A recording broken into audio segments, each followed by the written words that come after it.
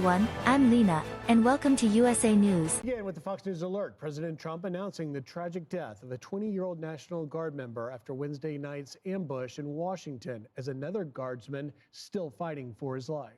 Madeline Rivera is live in Washington with the latest. Maddie. Hi, good morning. Condolences are pouring in today for the family of 20-year-old Sarah Beckstrom, as the family of 24-year-old Andrew Wolf asks for prayers for their son's recovery. The D.C. Fire and EMS Department sharing this video of them honoring Beckstrom as her body was transferred from MedStar Hospital last night. The father of Beckstrom posting on Facebook, "My baby girl has passed to glory. If I don't talk to you, don't be offended. This has been a horrible tragedy." The White House says the president has spoken to Beckstrom's parents. Here he is sharing the tragic news last night.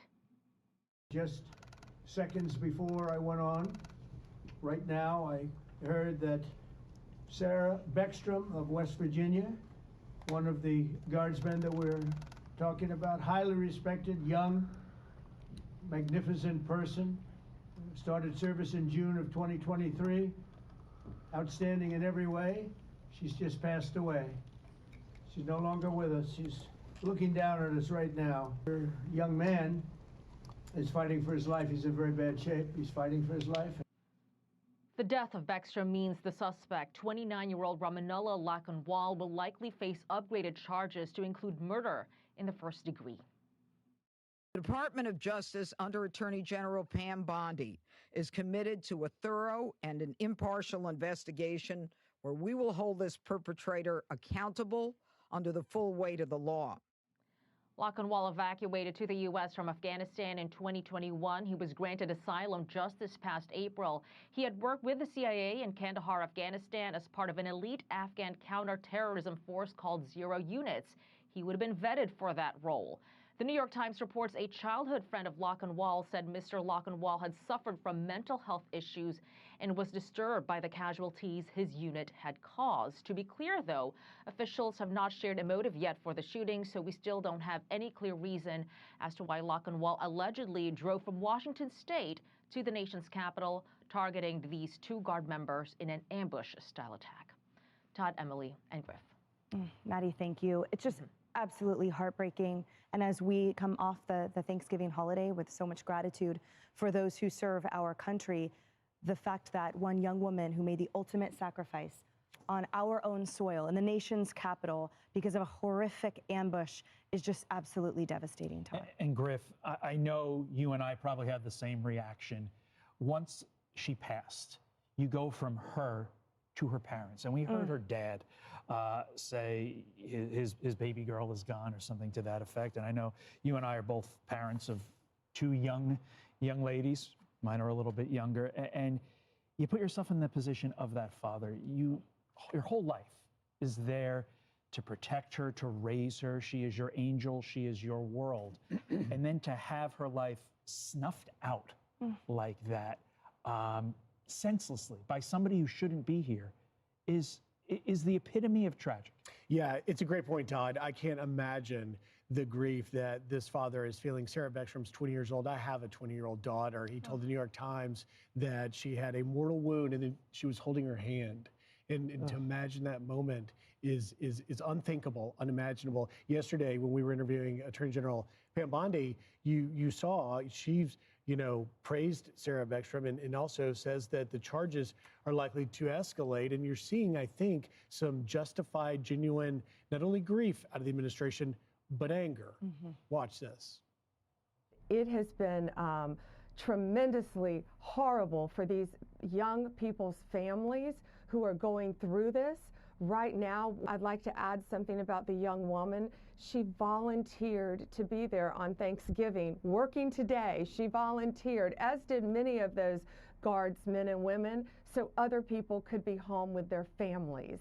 Yet now their families are in hospital rooms with them while they are fighting for their lives. I will tell you right now, I will tell you early, we will do everything in our power to seek the death penalty against that monster who should not have been in our country. Yeah, so we saw her in our interview initially fighting back tears, but then it moved to the other emotion, which is anger and frustration. We've got, U.S. Attorney for D.C., Jeanine Pirro, coming up a little bit later this morning, and I think she is not going to hold back on the escalation of charges that Lockenwall is likely to face. Yeah, and I've noticed that even in the coverage since then, of course, by the liberal and left-wing mainstream media, they're saying that without evidence, the president and administration has been claiming that this person shouldn't have been here and that the vetting procedure failed under the Biden administration. Isn't this the evidence? And by the way, there was plenty of evidence before this. This young woman, life snuffed out, sworn in just 20 hours before this absolute preventable tragedy. And we are supposed to swallow and take that the Biden administration was infallible in their vetting, with their planes chock full, with, as we spoke earlier, with one of the directors of the Immigration Policy Unit saying, this wasn't Operation Allied Welcome, this was Operation Everyone. And that everyone included now murderers. And you flash back to, for example, a litany of Democrats, elected officials, that are stoking fear, not about those that have gotten into our country illegally, whose motives we don't know, who did not undergo a thorough vetting process, but instead about those brave men and women who signed up to protect our freedoms and to protect American safety in cities. Just watch. I don't think the National Guard should be used for law enforcement. I don't think you have an armed militia in the nation's capital. Sending in militarized federal immigration agents and National Guard troops to terrorize Chicago or any American community in any state is not the American way. The president is attempting to send the National Guard to send and terrorize cities. When you look at these videos coming out of places like Chicago, it makes me incredibly nervous that we're about to see people in law enforcement, people in uniform military get nervous, get stressed, shoot at American civilians. And yet what the National Guard is doing in these cities is the exact opposite. They are literally, and I use that word too liberally sometimes, but they are literally saving lives. And the numbers bear that out. Let's take a look at crime in D.C. since the National Guard was deployed versus the same time period last year. Total crime down 30%. Homicide, for those of you that don't know, homicide is the killing of another human, down almost 61%. Robbery down almost 50%. Burglary down almost 40%. Motor vehicle theft down 54%. The only thing that is up for some reason, assault with a dangerous weapon. But I think you take the green arrows on that screen any day of the week.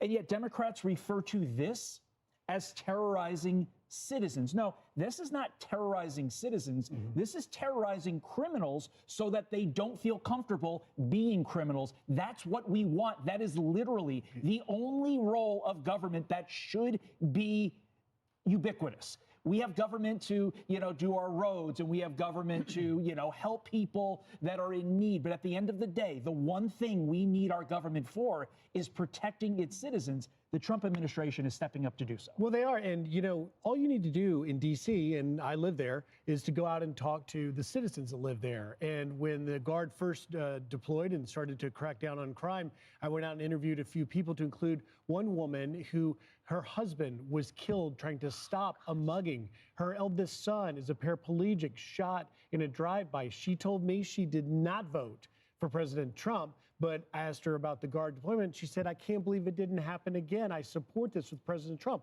But yet, even still to this day, with those stats you showed, undeniably effective in having an impact in driving down homicide 60%. But yet some media outlets, The Atlantic, still wants to blame President Trump and blame his deployment for this heinous attack we witnessed. Yesterday, they wrote in The Atlantic this: Trump offered a predictable response to the shooting, pausing immigration for anyone from Afghanistan, a move that conveniently ignored how Lockenwall had gotten to the United States. He came as part of Operation Allies Welcome, admitted for his assistance to U.S. troops, and was reportedly granted asylum status after vetting by the Trump administration earlier this year. We are not at war now, but Trump's use of the National Guard suggests that he thinks we are not at peace either. The National Guard is stranded somewhere on this battlefield of partisan politics. They are not ready for this arena, and we should never have asked them to be. I think that's a massively narrow-sighted and negative, and enjoyably from the safety of one's own living room point of view. Because the reality is that a young woman in uniform was assassinated by a crazed lunatic that should not have been here. And so would that person have been a law enforcement officer, a DC Metro Police? Would that person have been a National Guard member in a different state? The deranged lunatic traveled from Bellingham, Washington, where, by the way, he has 5 children and a wife. Being gone, crossing the country for Thanksgiving, I would think have raised some eyebrows in the family.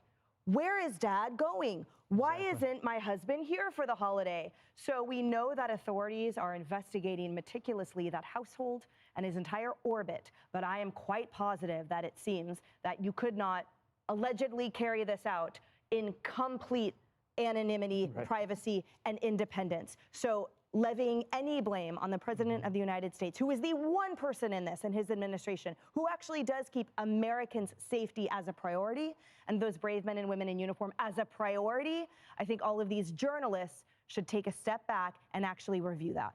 Please subscribe to our official channel, USA News, and stay with us to get the latest daily updates from around the world. Stay healthy, stay informed, and live your life beautifully. This is USA News Today, bringing you truth and clarity every day.